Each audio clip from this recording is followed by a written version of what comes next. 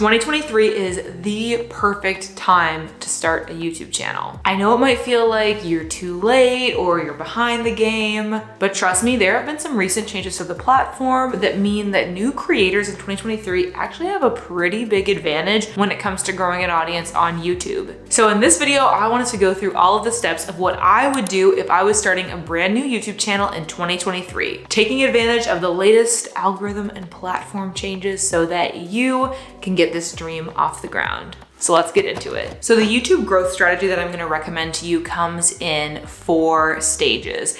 And the first stage that I suggest you get started with when it comes to growing on YouTube is actually posting shorts. Let me tell you why I think that's your best plan. First of all, shorts are lower commitment. Obviously, they are shorter videos and they take less time to make than full length YouTube videos. Here's the thing about getting started on YouTube. You're going to inevitably have to experiment a lot. There is no guaranteed process for growth, and there's no guaranteed type of video or type of format that is going to perform really well. So you're gonna need to try a lot of different things to see what resonates with your audience and what also you enjoy making. And when you find that intersection, that's gonna be kind of your golden strategy for growing on YouTube. But it's not something that you can come up with without trying out a bunch of things first. And so because you are going to have to put in a lot of time with experimentation, trying out different stuff to see what your audience likes, this is why I think it can be so advantageous to do that experimentation with shorts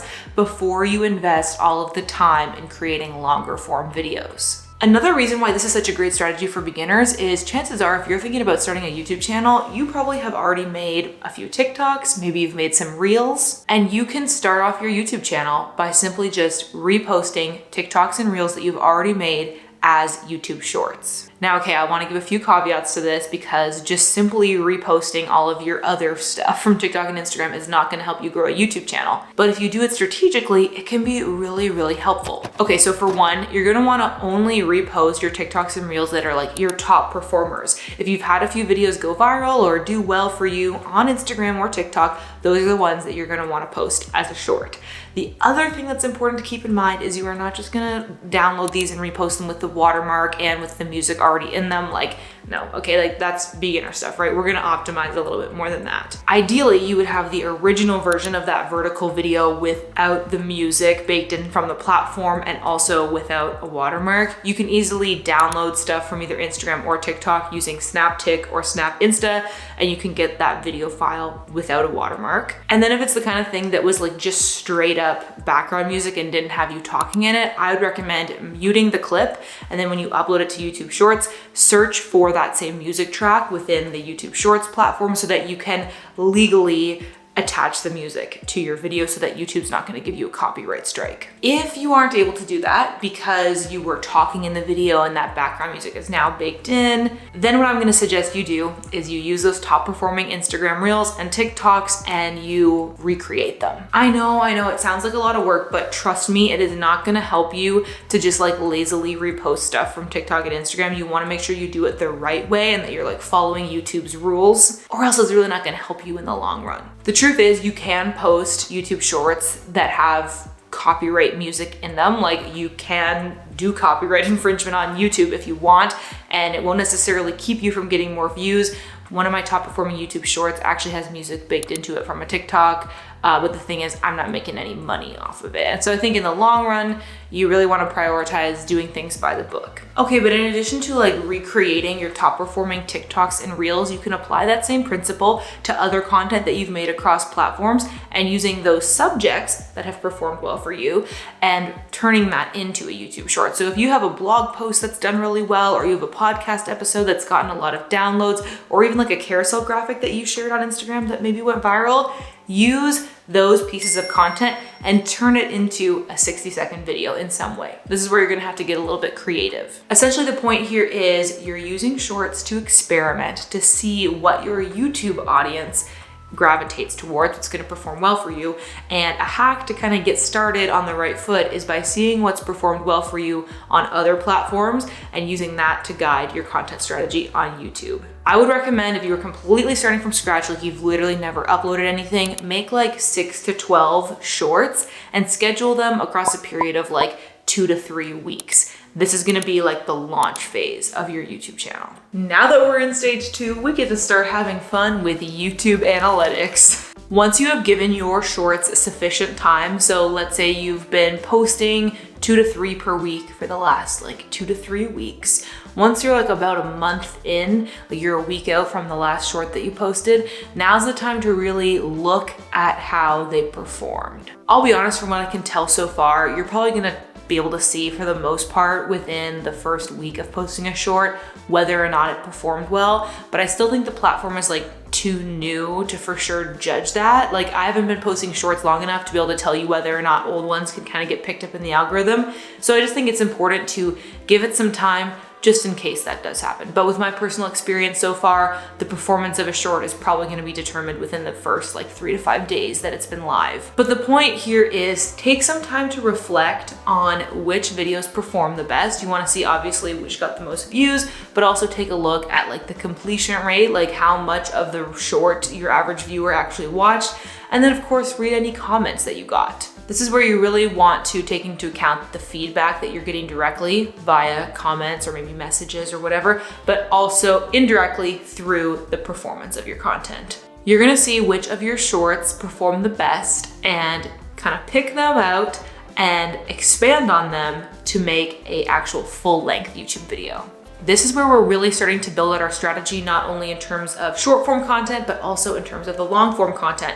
And this is where it becomes very important that you are keeping that content cohesive, because it's all fine and good to post all of these shorts that get lots of views and stuff. But if the long form content that you end up posting has no relevance to that short form content, then you're gonna end up growing an audience that doesn't really wanna watch your longer videos. And I'll be honest with you, like the name of the game here is to eventually really focus on the long form content. Short form stuff is great, but the reality is you're gonna make way more money making long form videos, because once you get monetized, you earn way more money for ads on longer videos than you do on shorts. Here's just a quick look of what I'm currently making in terms of my RPM on my long form content versus how much I'm making with my shorts. Like, there's just no comparison. So the aim of the game is to eventually really focus on your long form strategy, but if you're going to use the discoverability and the reach that the short form stuff allows you, you just need to make sure that there's a really clear tie between both of these types of content that you're making so that you can funnel your audience from your shorts over to your long form stuff, which is why I recommend that you pick your top performing shorts and you turn them into a longer video. Now, of course, it's important that your videos are very engaging and packed full of value and interesting to watch. So you can't just like ramble on and really like drag out the point that you made in 1 minute, but do it in like 8 to 12 minutes. You're gonna obviously need to add a little bit more. So think about how you can use that short as a starting point and then go above and beyond to provide even more. But obviously like the hook that you used in that short was probably effective. So think about how you can use that as a hook in your title and thumbnail, but then kind of go the extra mile to provide even more info in your long form video. Okay, so this brings us to stage 3, which is start creating consistent long form content. Now that you've experimented with a few videos that you have used your shorts as kind of a starting point from, you're gonna start to get a sense of what performs well for you on YouTube. And once you have that kind of indication, it's really just important that you create videos consistently. For most beginners, you're probably gonna wanna look at posting a video once a week. Not that this is necessarily some like secret key to blowing up, but for the majority of people who don't have a lot of video editing or like YouTube editing experience, you're gonna wanna be posting once a week simply to just get in the practice so that you can learn to create better videos. All the work that you did creating shorts is gonna help you fast track this, but even still, there's a bit of an art and a science to editing really engaging long form YouTube videos that you don't necessarily just know innately because you're good at creating short form content. So with that in mind, once you're in the stage where you're ready to create consistent long form YouTube content, there are 3 really essential things that you're going to want to focus on in order to have your videos perform as well as possible. The first is you're gonna need a really great attention grabbing thumbnail. This is a non-negotiable. You wanna make sure that your thumbnail tells a story, teases the outcome of the video, or makes your viewer curious in some way. My biggest tip for this is when you're editing your thumbnail, whether it's in Photoshop or Canva or wherever you choose to do it, make sure that you kind of take a step back, zoom out on that thumbnail in your editor until it's about the size that it will actually be when somebody sees it on their desktop or on their phone, so that you can actually get a sense of what it's gonna look like in context. The second thing you're gonna need is a click-worthy title. Honestly, I recommend that you really focus on writing your title for humans, not search algorithms. And yes, don't get me wrong, like when you are getting started, YouTube SEO can be a huge asset to you because it can help people find your content if they are searching for it. But if you really want to grow, especially outside of any like educational niches, you're gonna have to get your content in front of people who aren't searching for it yet, because that's not necessarily going to be a huge audience that is searching, especially for lifestyle content. So you need to find ways to get it on their homepage if you really want to grow. And having a really enticing title is going to be a good way to do that. Of course, you can include search keywords in your description and your tags, and I do recommend that you do that, but don't just stuff your title full of keywords. Like, make it something that grabs your viewers' attention. And the third piece of this puzzle is you're just going to need a highly engaging video. Remember to really ask yourself in the creation process, why is this a video? Why is this not just a podcast that's audio only? Or why is this not just a blog post that's text? Like, really prove to yourself the reason why this needs to be a video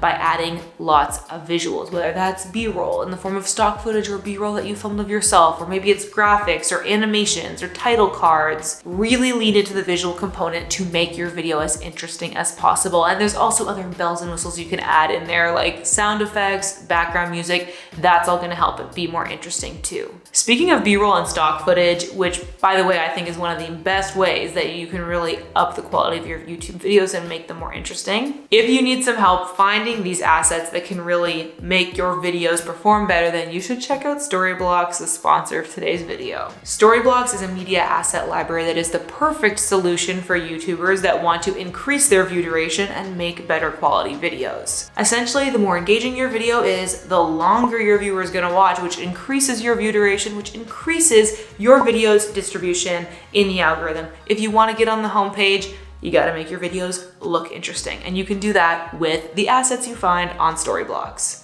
Storyblocks is this great platform where you can buy one subscription and then you have access to everything you need, whether that is stock footage, animation templates, background music, sound effects, and so much more. It is basically your one-stop shop for making your YouTube video way better. I've personally been a very happy paying customer of Storyblocks for several years now, and it is one of my essentials when it comes to being able to produce my YouTube content. And so I highly recommend any beginner or even advanced YouTuber get a subscription to Storyblocks as well. You can check out Storyblocks for yourself using the link in my description, which I highly recommend you do. And thanks to Storyblocks for sponsoring today's video. The next stage in your YouTube growth process is to learn to analyze your analytics so that you can use that information to further optimize your YouTube strategy. Basically, once you start creating this high quality content on a consistent basis, you're gonna wanna use YouTube Studio to help you figure out what you should double down on and keep creating more of, and what you might wanna just back off of. Essentially, the main metrics that you're gonna wanna pay attention to are click-through rate, view duration, and how many subscribers your video is generating for your channel. Let me pull up a recent video that I posted and show you exactly what this looks like in YouTube Studio so that you can see how to do this for yourself. Okay, so here we are in YouTube Studio taking a look at this video that I made that you may or may not have seen about my YouTube starter kit for beginners. So right away in the overview section, we can see how many views that we got, what the watch time was, how many subscribers we gained from this, and then also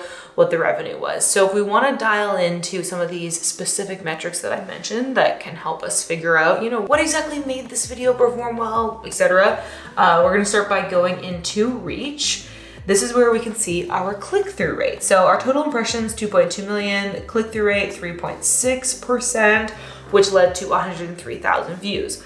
What I find really helpful is this little triangle down here. This essentially represents the funnel of the impressions that I got, what the click-through rate was, and then it led to this many views from impressions, and then we see the average view duration as well, which then leads to the watch time. So we can see I got 2.2 million total impressions, 94% of which came from YouTube recommending my content, so thank you, YouTube. I really appreciate that. Not every video looks like this by a long shot, so that's really good.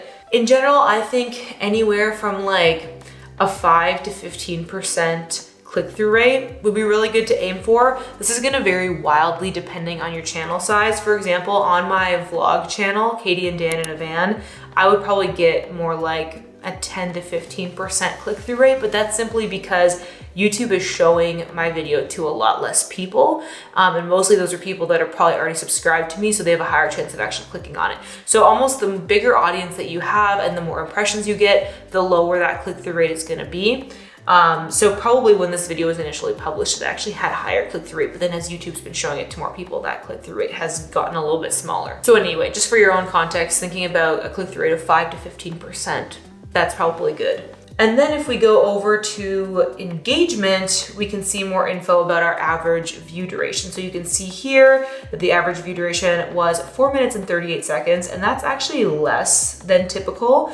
But I think that's because this video was a little bit shorter than my typical video. And again, once something kind of gets recommended by YouTube to the point where it's like over 90% of your views are from recommendations, that's gonna skew your results a little bit. If we go back to overview, actually, we can see here the average view duration and then the average percent viewed. This value is really helpful because obviously your average view duration is going to vary depending on the length of your video. If your video is really long, then you know, you might have a longer average view duration, but then it's not really a fair comparison to your shorter videos. So that's why this percentage can be really helpful. And I think that in general, it's great to aim for like a 40% average view duration. Obviously you can see I didn't hit that there. I do think 40% is pretty lofty, but if you kind of like push towards that, that'll really help you have your videos recommended more often. So what you can do here is if you have a lower than expected click-through rate, essentially that means you're gonna want to work on improving your thumbnail.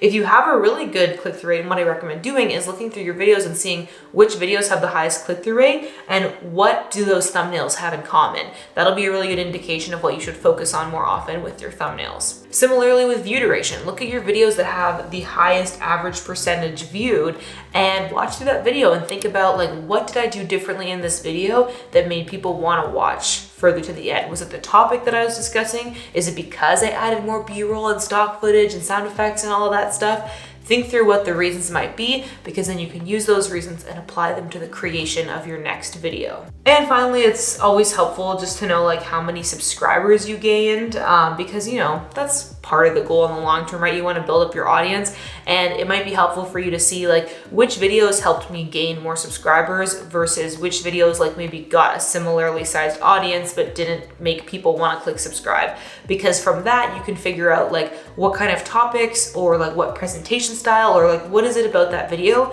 that made people want to subscribe and stick around for more, and then you can take whatever that component is and repeat it in your future videos in order to help you gain more subscribers. Really, when it comes down to it, YouTube is just a game of like throwing spaghetti at the wall and seeing what sticks, and then once stuff does stick, asking yourself, I wonder what made that sticky. Like, I wonder what made that effective and how can I do that again to keep seeing that same result. The next phase is to actually start making money from your YouTube channel. There's lots of different ways to do this. You might have heard of using affiliate links to earn commission, getting brand deals to promote brands in your videos for a fixed rate, or making money from YouTube AdSense. If you want to know the details of how YouTube AdSense really works and how much money I actually make for each of the videos that I post here on YouTube, then you should check out this video where I get into all of the details about YouTube AdSense and what it'll mean for you once you start monetizing your YouTube videos. So make sure you go check that out next. And as always, thank you so much for watching. I hope you're having adventures and following your dreams, and I will catch you in the next video. Bye.